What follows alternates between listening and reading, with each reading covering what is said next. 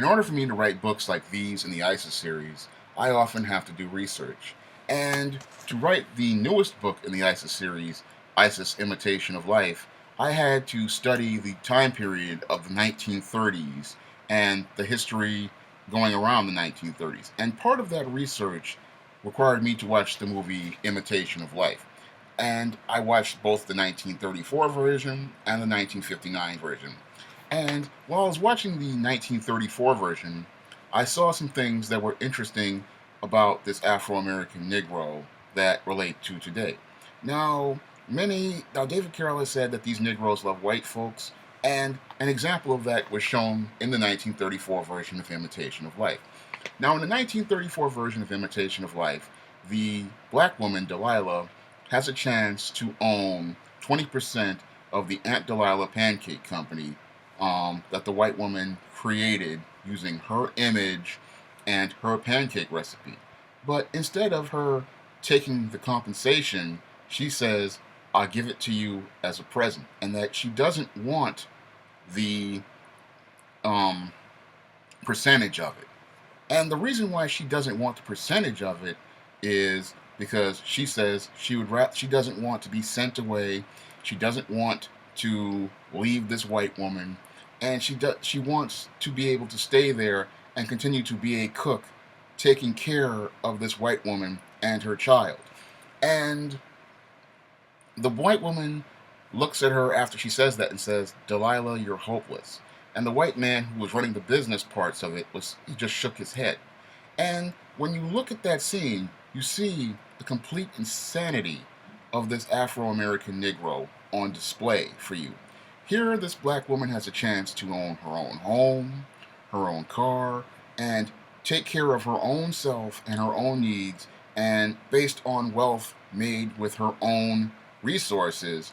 But instead of her taking that responsibility, she decides, I want to give that all away to these white folks because she wants to stay with them. And that showed me, example of how much this Afro American Negro loves white folks. Now, I know that some of these Negroes are going to come to me and say, oh, Imitation of Life is just a film, Imitation of Life is just fiction, Imitation of Life was made up by white people.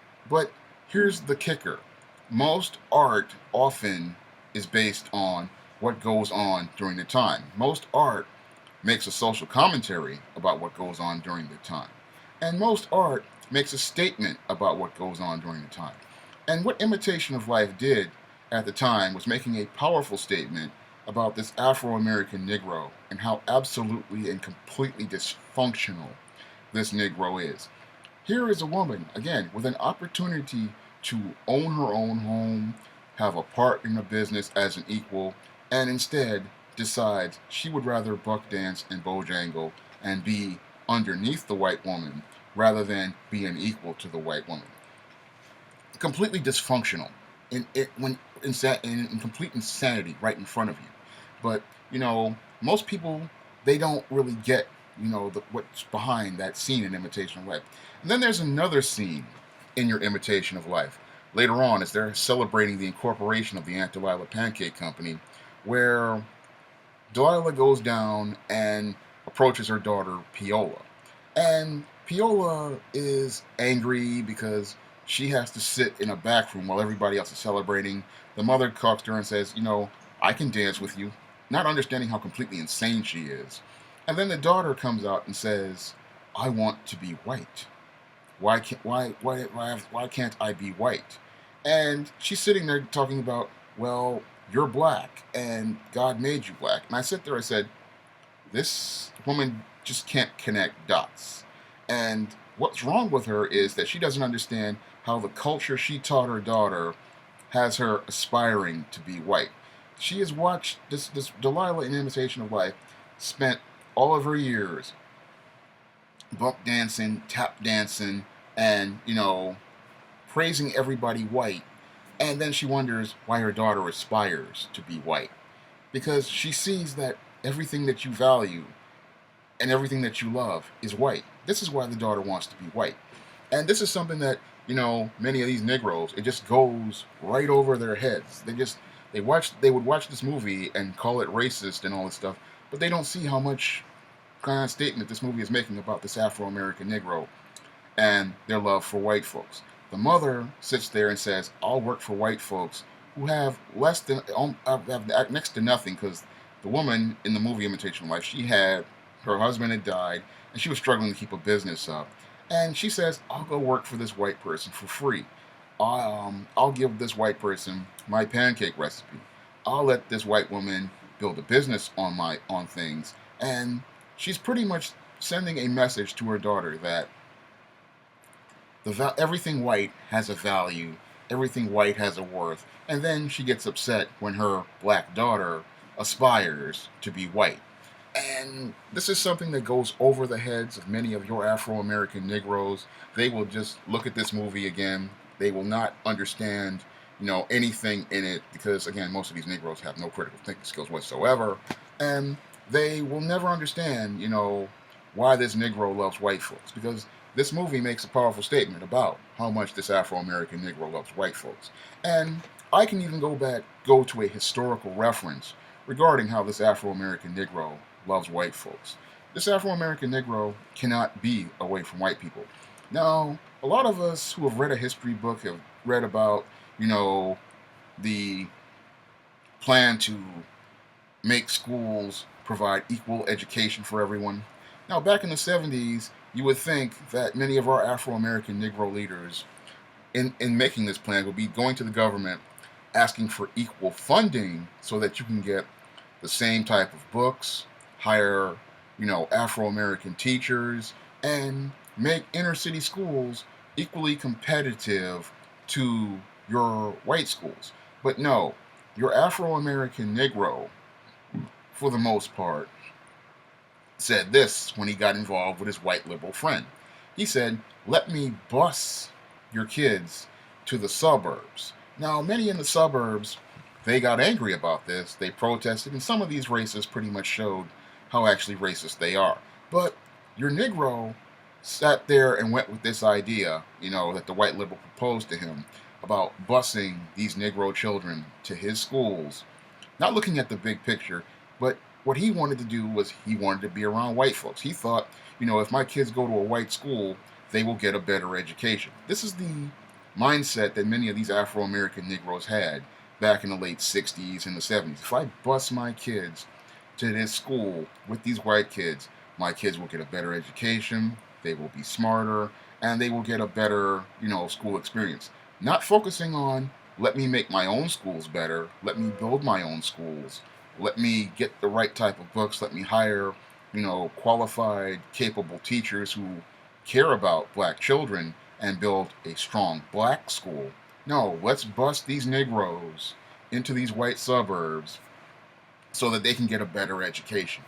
And because they did this, resources, federal resources, government resources, and tax dollars didn't go to Negro schools. No, when those kids got bused to those schools, guess where all those dollars went? Those white suburban schools. And that all had to do, again, with how much this Negro loves white folks. These Negroes cannot stand to be away from white people. They need to be around white people because without white people, there's nobody there for them to worship. Because in many of these Negroes' minds, like your Delilah in Imitation of Life, this white person isn't just a person. This white person is a god. And they feel that if they are separated from their god, they can't function. I mean, this is why Delilah in Imitation of Life didn't want to be away from this white woman who she had lived with.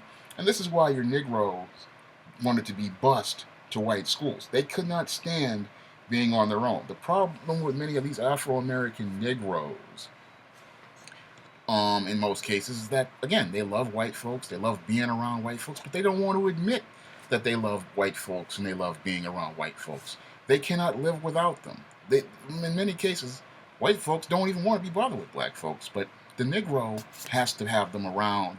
They don't feel secure unless there's a white person patting them on the head or telling them that they're good.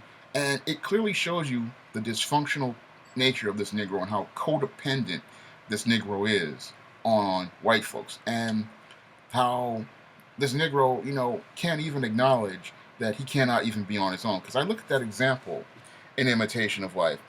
Here, the white woman is telling her, go out and have your own. You'll have your own home, you'll have your own car, you'll be able to take care of your own household. And this black woman decides, I don't want my own home. I don't want my own household.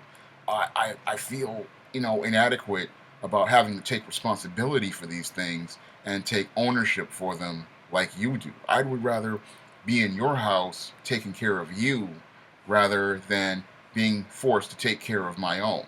And that was the powerful statement that was made in Imitation of Life. And that's the statement that these Negroes made back in the 60s and the 70s when they wanted to bus their kids to suburban schools. I don't feel adequate about taking care of my own child's education. I don't feel adequate about taking responsibility for my own child's education.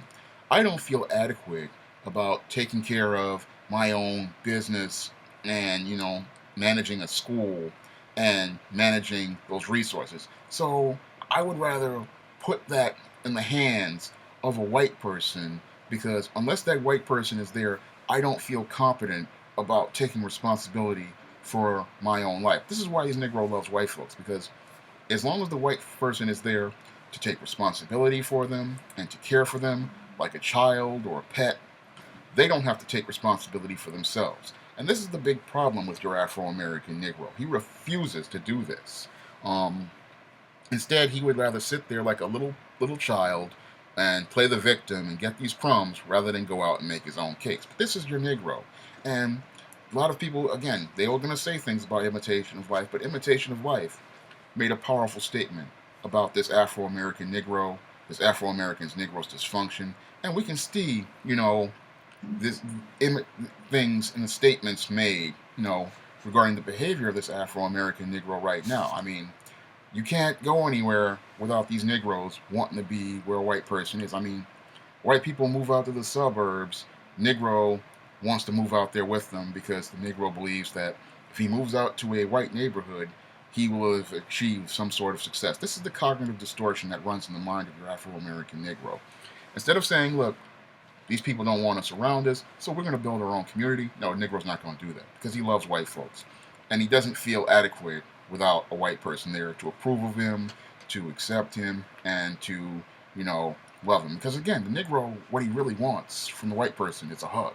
He really wants to be considered loved and appreciated. This is, again, the same example was presented in your Imitation of Life with Delilah in the movie. And I urge you to go out and see the 1934 version of Imitation of Life because it makes a condemning statement about this Afro-American Negro that that pretty much tells it. And you can look at your modern day Afro-American Negro and see how much they love white folks, because why is it everywhere you see a Negro, he's ready to give away all of his businesses to a white person? Why is it whenever you see a pro-black who says he loves black people, the first two words out of his mouth are white supremacy, and the other three words are the racism, slavery, and the white man? Everything that this pro-black speaks, relates to white people, and everything about him, he talks about building. He talks about how he wants to build, but he's always comparing himself to white people. This is how it shows you how much this Negro loves white people. I mean, you can't keep this Negro away from white people. I mean, I believe if all the white people died today or tomorrow, many of these Afro-American Negroes would die 2 or 3 days later with a broken heart, because that's how much these Negroes love white people. These Negroes will sit there and they'll give their very own life to save a white person. That's how dysfunctional many of these Afro-American Negroes are. They're just completely backwards, and you can see the examples of how much this Negro loves white people everywhere. Not just in Imitation of Life, but in your pro-blacks who date white women, your Nation of Islam, most of them date white women, your pro-black females who always have to be involved with a white man. Now, if all these people who say that they love black people so much, why is it that they're always pursuing a white person or always talking about a white person? People who love black people, for the most part, you would think they want to talk about black people. And they would be always talking about what's great about being black. Now, that's what I do most of the time. I'm always talking about how great black people are most of the time. And, trying to create those positive images of black people. But what I find with most black people is they're always comparing themselves to white people, always looking for the approval of white people. And, I really believe if they could get a hug from white people, many of these Negroes wouldn't be as upset as they are right now. That's all I have to say for this video. You can comment, rate, and subscribe.